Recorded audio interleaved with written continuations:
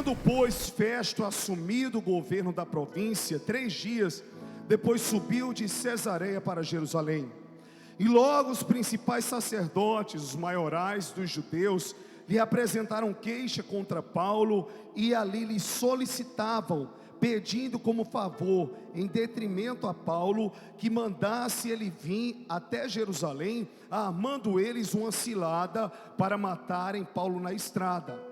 Festo, porém, respondeu: achasse Paulo detido em Cesareia, e que ele mesmo, muito em breve, ele viria para cá, portanto disse ele: os que dentre vós estiverem habilitados, que desçam comigo, havendo contra este homem qualquer crime, acusem-no. E não se demorando entre eles, de 8 a 10 dias, desceu para Cesareia, e no dia seguinte, assentando-se no tribunal, ordenou que Paulo fosse trazido. Comparecendo este, rodearam-lhe ali os judeus, que haviam descido até Jerusalém, trazendo muitas graves acusações contra ele, as quais, entretanto, não se podia provar nenhuma delas. Paulo, porém, defendendo-se, proferiu as seguintes palavras: nenhum pecado cometi contra a lei dos judeus, nem contra o templo, nem contra César. Então Festo, querendo assegurar o apoio dos judeus, respondeu a Paulo: queres tu subir a Jerusalém e ali ser julgado por mim a respeito dessas coisas? Disse-lhe Paulo: estou perante o tribunal de César, onde convém que eu seja julgado. Nenhum agravo pratiquei contra os judeus, como tu muito bem sabes. Caso, pois, tenha eu praticado algum crime ou algum mal digno de morte, estou pronto para morrer. E pelo contrário, não são verdadeiras as coisas que me acusam. Ninguém lhes é agradável.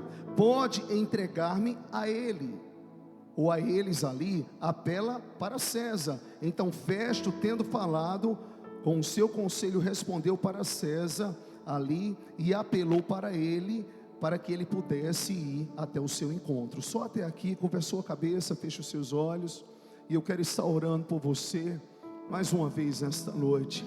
Espírito Santo de Deus, muito obrigado, porque o Senhor é aquele que habita em nós, o Senhor é aquele que fala conosco, e nós queremos te glorificar, Pai, pela tua presença. Queremos te glorificar por cada vida que está aqui nesse lugar, Pai, que não veio por aqueles que pregam, que não vieram por aqueles que tocam, Senhor, que cantam, mas que vieram por causa da tua presença, Pai. Não existe nada em nós, Pai, de excelente em nós mesmos. A excelência está no teu poder, na tua grandeza, na tua graça, em quem tu és, Senhor, na revelação do teu amor. E eu creio, Pai, que como pedido profético, tudo que nós queremos nesta noite é que venhamos a diminuir para que o Senhor cresça. É que o Senhor nos dê discernimento espiritual, para que possamos lutar contra as ciladas de Satanás e sermos, Senhor, ali triunfantes diante do campo de batalha. Que o Senhor possa instrumentalizar cada um dos teus filhos, que o Senhor possa habilitar cada pessoa que está aqui nesta noite, e que o teu nome continue sendo glorificado, em nome de Jesus. Se você crê que o Senhor está aqui, diga aleluia, e aplauda lindamente o seu nome. Oh glória, mais forte a Ele. Meus amores, discernindo o mundo espiritual, eu pude fazer uma leitura aqui em 3 versões, dentro daquela que eu entendo que fica mais aproximada da original. E é interessante que no texto bíblico aqui, para que você possa entender, nós encontramos um cenário onde o apóstolo Paulo, ele estava preso em Cesareia em virtude de algumas acusações. César estava no governo de Cesareia e Festo estava no governo de Jerusalém. Como ele estava pregando a Cristo desde o começo ali do seu ministério, em Atos capítulo 9, nós vemos que quando o Senhor falou com Ananias para ir até a casa de Judas em Damasco, ele disse: olha, vá lá, porque Saulo é para mim um vaso escolhido, e convém que ele saiba o quanto há de sofrer em favor do meu nome. E ele sabia, porque em Atos 9 ele já começou a ser perseguido. Ele era perseguidor e passou a ser perseguido. E por causa do evangelho que ele pregava, porque daí por diante, Paulo, como poliglota, Deus começou a usar com muita autoridade e poder. Então as cartas apostólicas, para você que não sabe talvez, elas eram escritas em várias línguas, porém tendo a mesma escrita, ou seja, a essência era a mesma. É como se uma mesma Bíblia, ela estivesse ali em português, em inglês, em chinês, porém as mesmas palavras estão ali contidas. Por isso que ele se tornou ali o maior apóstolo que escreveu a maioria das cartas, pelo seu entendimento, pelo seu conhecimento. Então é interessante que em todo o tempo, não apenas a manifestação do conhecimento de Deus através da vida dele e a ousadia, mas também a manifestação do poder de Deus que existia na vida dele, a ponto de que os lenços de Paulo, eles curavam. As pessoas levavam os lenços que ele carregava e ali levavam até os enfermos e eles eram curados. Então ele foi um apóstolo que, para a glória do nosso Deus, é tanto que em Coríntios capítulo 12, Deus permitiu um espinho na sua carne, para que ele não ficasse vaidoso interiormente com as revelações que ele tinha e com os dons que ele tinha. E quando ele pediu que o Senhor afastasse aquele espinho da sua carne, o Senhor disse: a minha graça te basta. Então ele disse: eu tenho um prazer nas fraquezas, nas injúrias, nas necessidades, porque quando eu estou fraco, aí é que eu sou forte.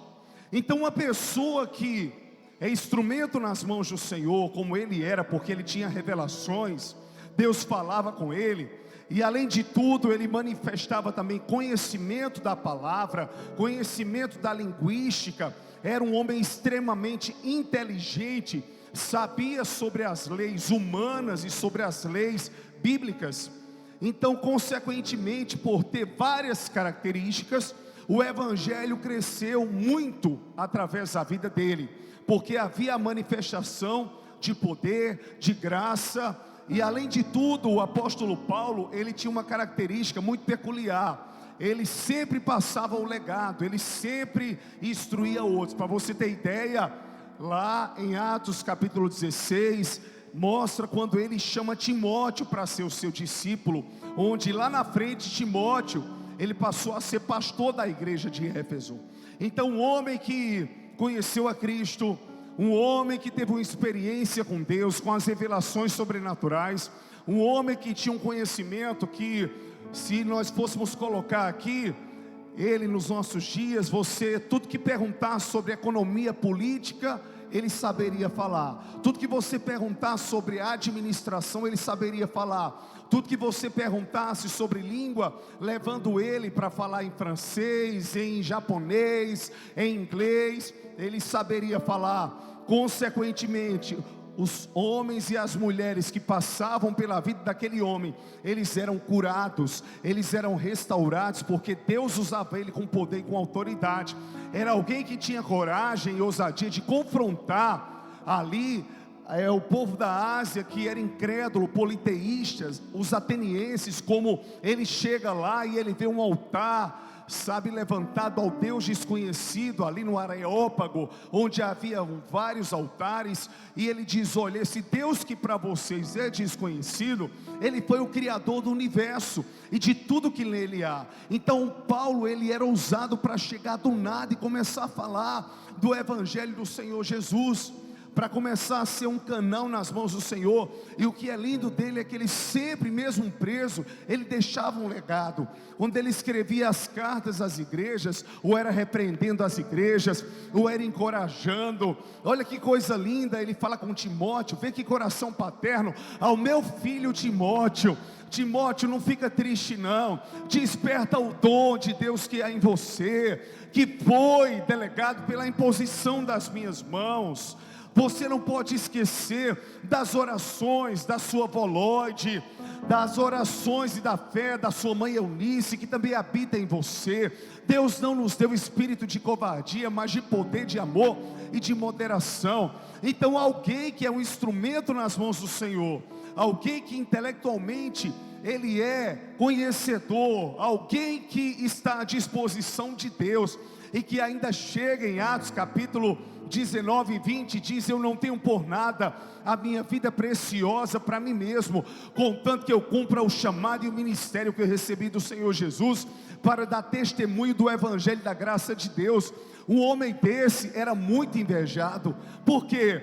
Porque ele também levantava outras pessoas, ele encorajava outras pessoas, ele tinha um coração grato. Ele escreve à igreja dos Filipos: olha, eu quero agradecer a vocês pela generosidade, pelo carinho, por terem me mandado mantimentos, por se lembrarem de mim, muito obrigado. Mas eu estou falando isso, mas eu quero dizer que eu também sei passar quando eu não tenho, porque Deus me ensinou em tudo, a ter, a não ter, a viver na fartura, na abundância, mas também na escassez. Eu aprendi com Jesus que eu posso todas as coisas naquele que me fortalece. Então um homem desse, desde a característica de um bom líder, desde a característica de um servo de Deus que estava ali pronto a servir, onde ele chega para a igreja e ele diz: olha, de todos vocês, dos pecadores, eu sou o menor. Um homem que chega e não quer se sentir um super-homem, mas que diz: olha, eu sou fraco, eu tenho espinhos na carne também, mas a graça de Deus se aperfeiçoa na minha fraqueza. Um homem que é conhecedor de todo o universo bíblico. Esse homem, ele foi uma revolução espiritual nos seus dias. E sabe por que Satanás se levanta com ferocidade contra a minha e contra a sua vida? Porque você nasceu para revolucionar em Deus essa geração. Eu acho que você não entendeu. Aponta para o seu irmão com fé e diga: você nasceu para revolucionar em Deus essa geração. Amém ou não amém? Dá uma sacolejada no seu irmão, diga: se prepare, porque Deus vai te usar com força. Amém? É tudo ou nada. Se você crê, aplauda lindamente ao Cordeiro, aquele que era, que é e que há de vir. Então, de repente, em virtude das acusações, ele é preso em Cesareia. Cesareia de Filipos era um lugar que tinha altares e ruínas a tantos deuses, mas foi o lugar que Jesus levou os apóstolos. Em Mateus capítulo 16, levou eles para fora e disse: olha, tem vários altares aqui, eu só estou com vocês e eu quero saber o que dizem ao meu respeito. E ali Pedro e os demais: que tu és Elias, um dos profetas. E Jesus vai e pergunta: e vocês o que dizem que eu sou? Que tu és o Cristo, disse Pedro, filho do Deus vivo. E Jesus disse: Pedro, muito bem, porque não foi carne nem sangue que te revelou, foi o meu Pai que está nos céus. Pedro, tu és Pedro, e sobre esta pedra que sou eu, pedra de esquina, pedra angular, eu edificarei a minha igreja, e contra a minha igreja as portas do inferno jamais prevalecerão. Foi neste lugar estratégico que pela primeira vez Jesus fala sobre a palavra igreja. Foi pela primeira vez que Deus disse em Cesareia que nós iríamos prevalecer contra as portas do inferno. Foi pela primeira vez que Deus disse que o Espírito estava revelando. Foi pela primeira vez que os apóstolos disseram qual era a verdadeira identidade do Senhor Jesus. E em Cesareia, Paulo foi preso. Só que os judeus, quando Festo, que governava Jerusalém, sobe, eles vão arquitetando algo como cilada, maligno, contra o apóstolo Paulo. Eu quero dizer para você, Festo, porque a gente nova que está chegando, não conheciam bem a história de Paulo. Primeiro discernimento espiritual é que Satanás vai usar pessoas que você precisa entender isso aqui, que não te conhece na essência. E Satanás vai usar essas pessoas para tentar te acusar também. é gente que não te conhece, que não sabe de onde você veio, do que Deus já fez através da sua vida, de como Deus já moveu. Só ouviu falar. Quem ouviu falar é uma coisa, quem experimenta é outra. Eu quero dizer para você, só sabe mesmo o sabor da comida quem bota para dentro. Só sabe o que é a atmosfera de um lugar quem coloca para dentro. Eu já assisti, sabe, várias lives. Eu disse, meu Deus, se você não estiver dentro para comer da palavra que está lá, por mais que uma palavra numa live seja maravilhosa, é diferente do ambiente presencial, da atmosfera que nós podemos sentir, do que Deus nos permite viver. Então ali diz a palavra que chegam para a festa fazendo acusações. Só que, na verdade, a intenção dos judeus era maligna. Eles disseram, traz Paulo até Jerusalém para que ele seja julgado aqui, porque ele tem feito muitas coisas. Só que a intenção deles, diz a palavra, era marcar um ponto estratégico no meio do caminho, porque já havia uma cilada e Paulo nem chegaria a Jerusalém, ele já seria morto no meio do caminho. Agora eu queria que você olhasse para o seu irmão. Se você está cheio de Deus e cheio de fé, diga, não tem cilada do inferno no meio do caminho. Já matou você, porque você já entrou na cilada no tom de voz, sem autoridade. Entrou na cilada do inferno, porque quem fala morgada assim é o cão. Quem é de Deus fala com autoridade. Vamos lá, fala para o seu irmão, diga, não tem cilada. Com raiva do diabo, diga, não tem cilada do inferno que prevaleça contra a sua vida. Se Jesus não voltar nessa geração, nós só partiremos um dia que o Senhor nos levar. Mas quem é o diabo? Quem são os nossos adversários para montarem ciladas contra nós? Nós cairmos e sermos mortos.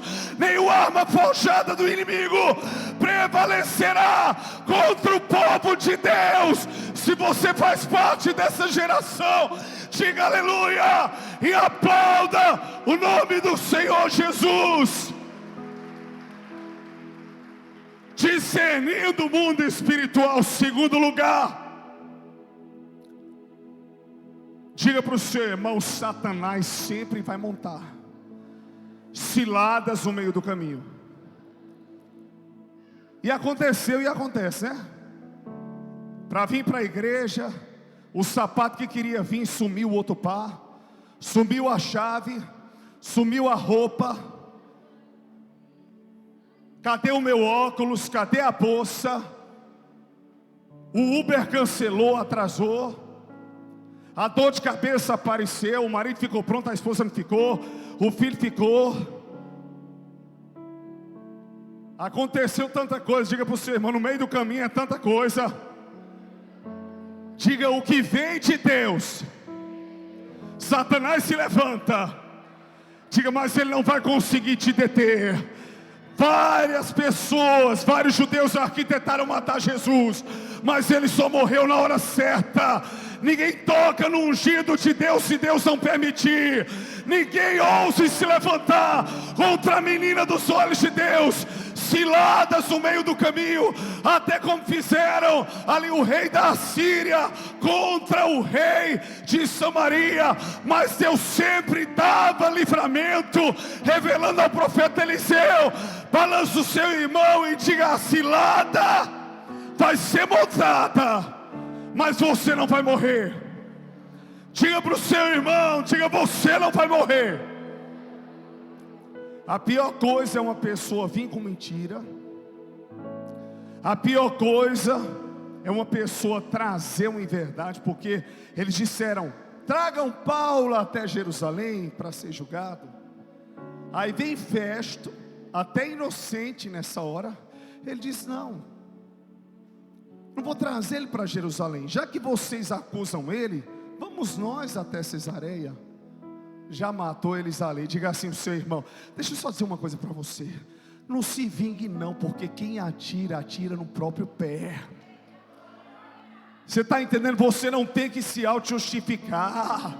Quem lança flecha contra você é flechado. O que se planta se colhe. Você está entendendo? Por que que ele tem que vir? Vamos lá. O mundo espiritual não fecha os olhos. Você pode não ver, mas Deus vê no secreto. Quando desdenham de você, quando falam de você, quando te acusam inocentemente, quando você é apontada, quando se levantam contra você. A Bíblia diz lá em Hebreus que todas as coisas estão abertas e patentes diante daquele que um dia haveremos de prestar contas. De Deus não se oculta nada. Você está entendendo? A cilada é montada, mas ali o discernimento. Vamos até Cesareia. Chegando em Cesareia, no prazo de 8 ou 10 dias, Paulo está preso lá. Aí Festo diz: olha, mas quando ele for solto, ele não vem até Jerusalém? Mas já que vocês têm pressa, vamos até ele. O inimigo gosta muito de muitas vezes nos tirar do propósito e gerar distração. Aconteceu com Neemias. Para aí os muros e vem aqui conversar conosco. Se alguém quer falar com você, que venha até você. Se alguém quer resolver alguma coisa, você não tem nada contra ninguém, já fez a sua parte, então diga à pessoa que venha. Deixa a pessoa vir até você.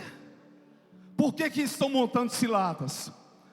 Eu vou conversar com fulano de tal e tem que ser sozinho. Por que tem que ser sozinho? Para a pessoa pegar uma palavra sua e você não ter testemunha? Diga para o seu irmão: tenha discernimento. Não caia na cilada do diabo. Aí vamos descer. E 8, 10 dias desceram até Cesareia. Chegando lá, chama Paulo. Quem não deve não teme. Quem não tem medo dá a cara. Diga para o seu irmão: quem não tem medo dá a cara. Diga: tenha discernimento espiritual. Diga: não fuja. Quem tem discernimento espiritual do que o diabo está fazendo, não foge. Não foge da igreja mesmo quando peca. Não foge do propósito mesmo quando erra. Não foge da missão mesmo quando não tem resultados. Não foge do propósito. Como diz o ditado popular: o sangue está no meio da canela. Uma pessoa está ali, ela enfrenta. Ela diz, como Neemias disse: homem como eu fugiria. Ela enfrenta como Davi enfrentou. Se Deus é contigo e você está com a verdade, você está com a própria verdade. Porque Jesus, Ele não é o dono da verdade, Ele é a própria verdade. Eu sou a verdade, o caminho e a vida. Eu sou. Paulo estava com a verdade, manda chamá-lo. Aí começa um julgamento com várias acusações. Que Paulo estava falando de Jesus e confundindo.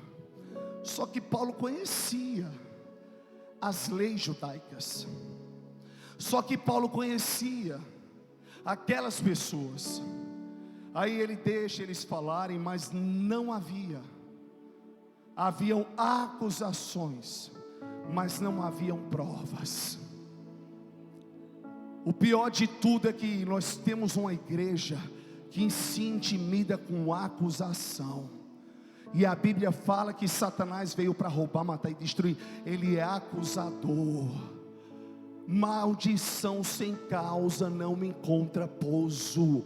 Cadê a prova? E mesmo se foi lá atrás, eu tenho um Deus que cancelou, que perdoou. Eu tenho um Deus que cravou na cruz do Calvário toda cédula de acusação que havia contra mim.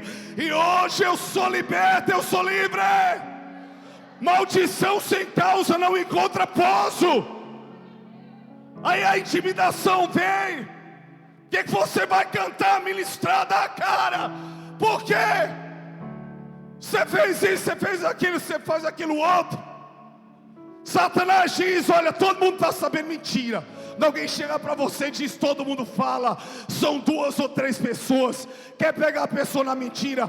Peça para ela começar a dizer os nomes. Toda igreja está falando, todo mundo está falando. Qual é toda igreja? Quem é todo mundo? Fala agora! Mentiroso, filho do capeta. Pior de tudo é ver crente dando lugar ao diabo, pegando pessoas, dizer: vai se converter, expulsar os capetas tudinho. Um exército querendo destruir o mesmo exército. A gente não está aqui de brincadeira não. Estamos aqui para amarmos e ajudarmos pessoas a serem curadas. Não é para acusar não. Fale por você que quer ajudar alguém, ajude, dê conselho, mas não vai aumentar as dores daquela pessoa. Todo mundo está falando, aí ela vai andar toda desconfiada. Tem coisas que eu sei que são provadas e eu não levo para pessoas, porque o que eu não quero para mim, eu não quero para os outros, para que elas não sofram como eu sofreria. Eu tenho que falar a verdade na cara, se for ajudar. Se não for acrescentar, não é da sua conta. Vai orar pela pessoa, vai gerar mais feridas nela, vai acusar ela mais, vai gerar mais depressão e ansiedade. Você vai ganhar o que com isso? Ela vai ganhar o que? Ela vai melhorar em que? Você quer tirar o que? Quer tirar o cisco do olho do irmão? Olha lá para dar tráfico que tem nos seus olhos. Olha para os teus defeitos, olha para o teu visual, olha para a tua vida financeira, olha para o teu temperamento. Se você é essa nota de R$100 para poder estar apontando para todo mundo. Eu nem esperava que ia estar pegado. Vamos aplaudir a Jesus. Mas se eu estou aqui como profeta de Deus, eu tenho que pregar. Eu não admito ódio. Eu não admito igreja se autodestruindo. Não é porque eu sou um pastor que vive o amor e prega o amor, mas se há uma coisa que eu abomino, é um irmão desdenhando o outro, é competição, é gente se intrigando do outro. Isso não é bíblico. É gente querendo vingança. Não se preocupe não, Deus é juiz e é advogado. Que a pessoa plantar, se ela não se arrepender, ela vai colher. Eu não tenho inimigo. Se alguém me tem por inimigo, eu não tenho inimigo nenhum. Eu amo as pessoas. Isso não é brabeza, isso é autoridade. Quem me conhece na particularidade sabe da minha mansidão de ser humano. Não quis demonstrar, mas porque minhas filhas vão passar uma semana fora. Quando foi ontem em casa, que elas viajaram 4 horas da manhã, eu não quis demonstrar isso na frente delas, mas quando elas saíram, ela, minha esposa, eu nunca passei tanto tempo longe delas. A gente já fez videochamada. Eu fui tentar dormir, não consegui dormir 6 da manhã, chorando de saudade já. Eu digo: meu Deus. Aí elas dizendo: pai, ora pela nossa viagem. Eu disse: e orem por mim também. Amor. Quando eu penso no culto, eu não só penso na hora de chegar aqui para pregar, não. Eu penso muito mais na oportunidade que eu vou ter de olhar para cada um e poder dar um abraço no fim do culto, que eu não sei se vai ser o último.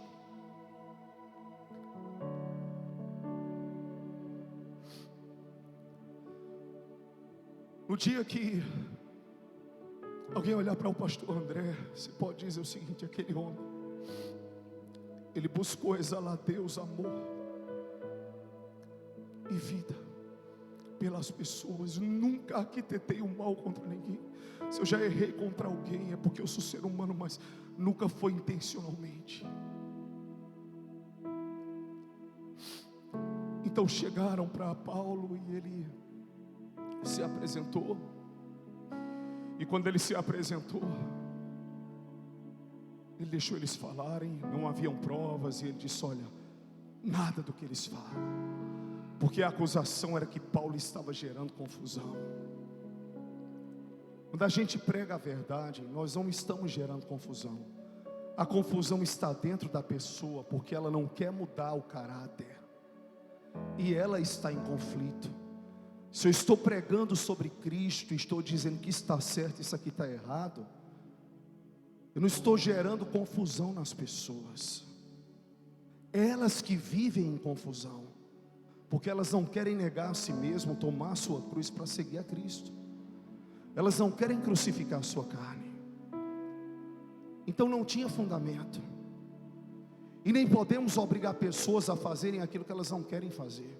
Por mais que eu seja um pastor amoroso, eu não sou invasivo. Eu não vou na casa de uma pessoa, a não ser que eu seja convidado, a não ser que seja uma necessidade extrema.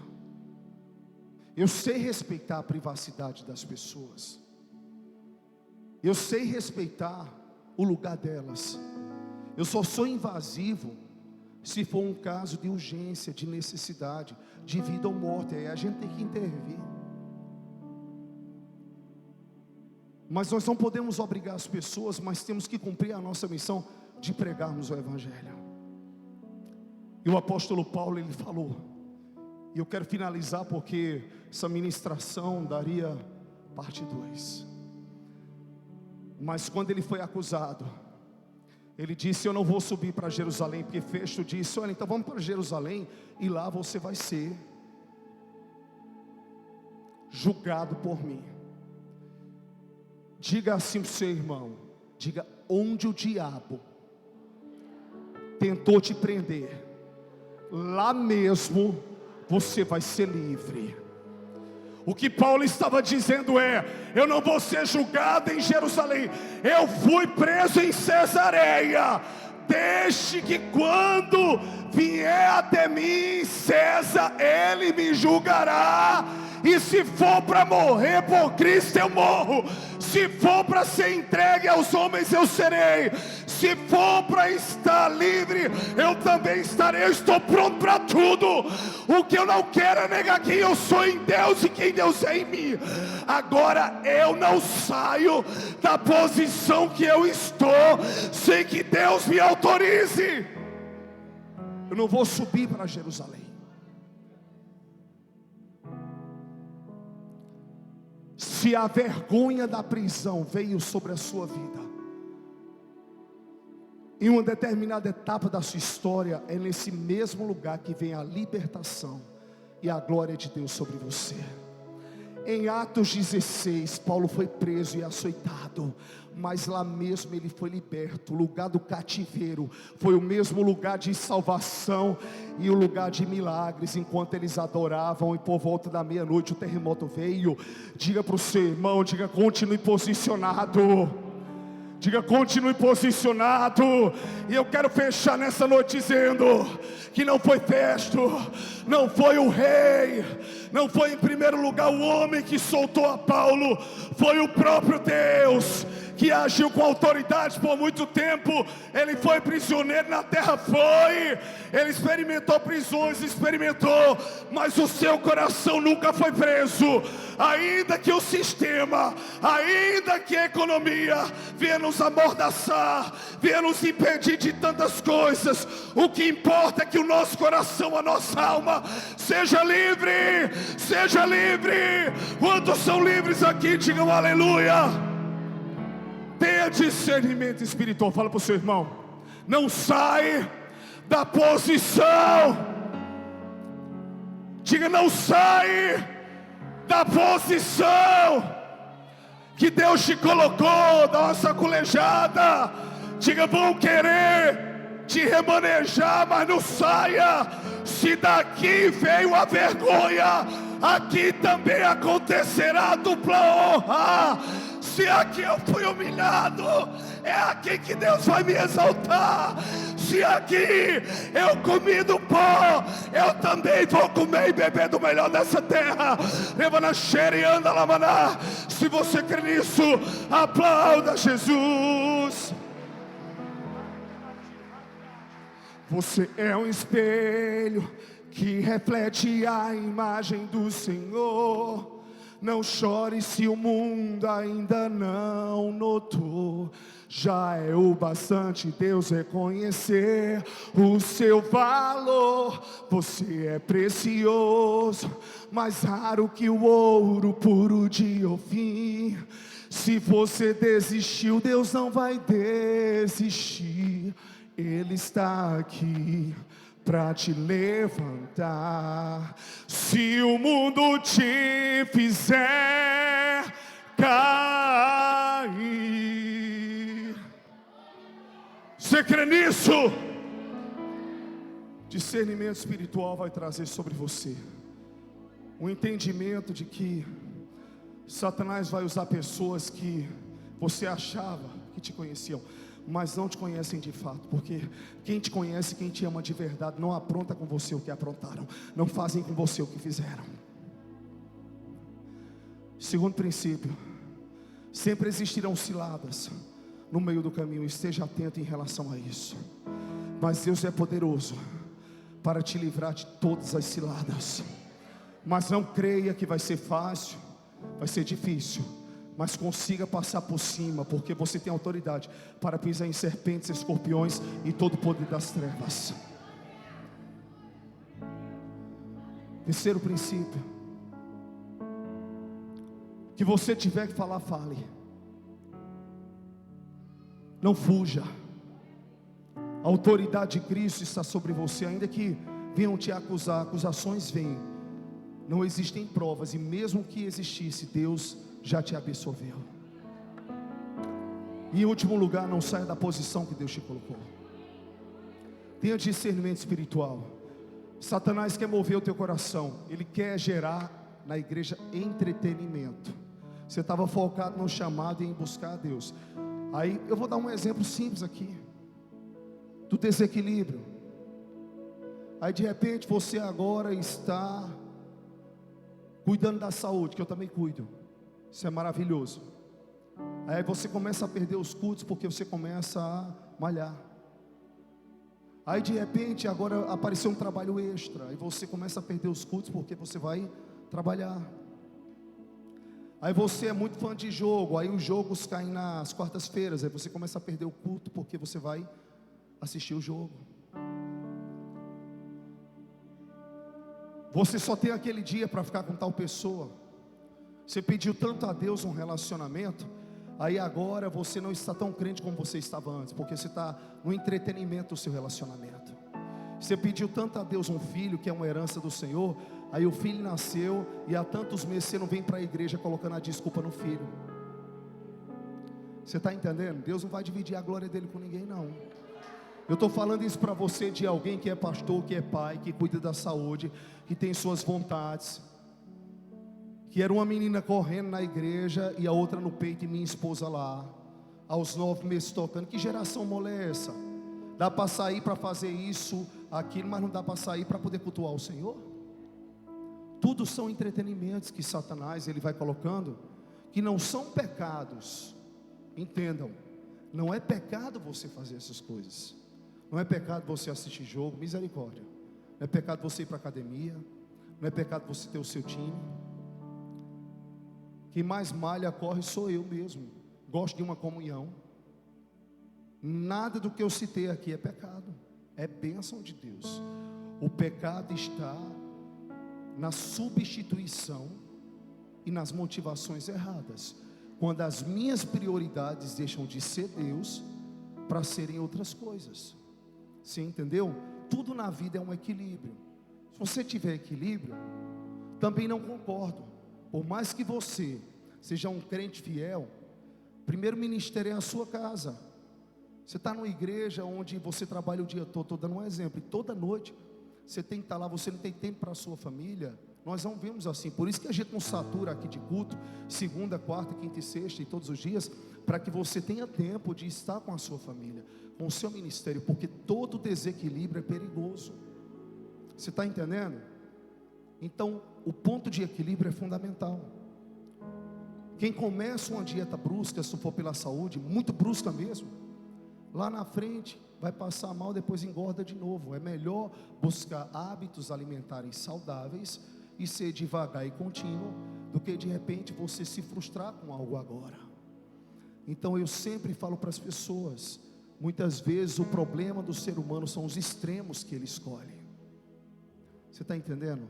Só tem um extremo que você pode ser, é ser extremamente apaixonado pelo Senhor, é ser extremamente sedento pelo Senhor.